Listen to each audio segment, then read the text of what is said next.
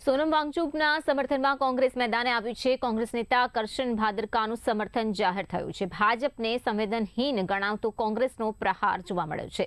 શિક્ષણ અને પ્રકૃતિ મુદ્દે ભાજપ પર નિશાન સાધવામાં આવ્યું છે। કરશન ભાદરકાના ભાજપ સામે ગંભીર આક્ષેપો જોવા મળ્યા છે।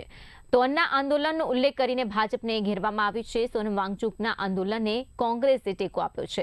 ભાજપની સંવેદના મરી ગઈ હોવાનું પણ કોંગ્રેસ તરફથી જ્યાં પ્રતિક્રિયા આવી રહી છે, શિક્ષણ પ્રેમ અને પ્રકૃતિ પ્રેમ પણ ખતમ હોવાની વાત કોંગ્રેસ તરફથી કહેવાઈ રહી છે। ભાજપ સરકાર પર કોંગ્રેસે આકરા પ્રહારો કર્યા છે।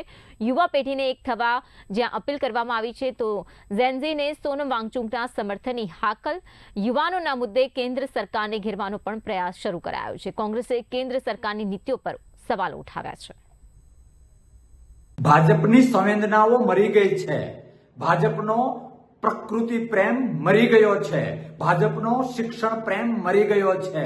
મારે ભાજપ અને વિશેષ મોદી સાહેબને કહેવું છે કે સાહેબ, તમારે જો પરિવાર હોત ને તો તમને ખબર પડત કે 17 વર્ષનો દીકરો કે દીકરી નીટમાં જે ન કરવાના ધંધા તમે લોકોએ કર્યા, અને એ જ્યારે આપઘાત કરે અને એ ઉંબરાની જે હાલત થાય, એ ઘરની જે હાલત થાય, એ મા બાપની વેદના જે નકારાત્મક હિલોડે ચડે, ત્યારે એ ઘરની એ પરિવારની શું હાલત થાય એ તમે ન સમજી શકો, કારણ કે તમે જીવનમાં ઘણું બધું એચીવ કર્યું છે, પણ પરિવારની વેદના, પરિવારની સંવેદના, પરિવારનો પ્રેમ એ તમે ન સમજી શકો। શા માટે એજ્યુકેશન સિસ્ટમને આ રીતે દફનાવવાના ધંધા ચાલુ કર્યા છે?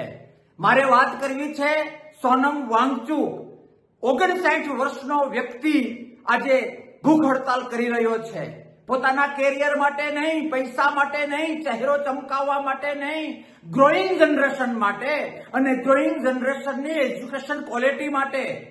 આઈ request gen Z, please be united and support Sonam Wangchuk.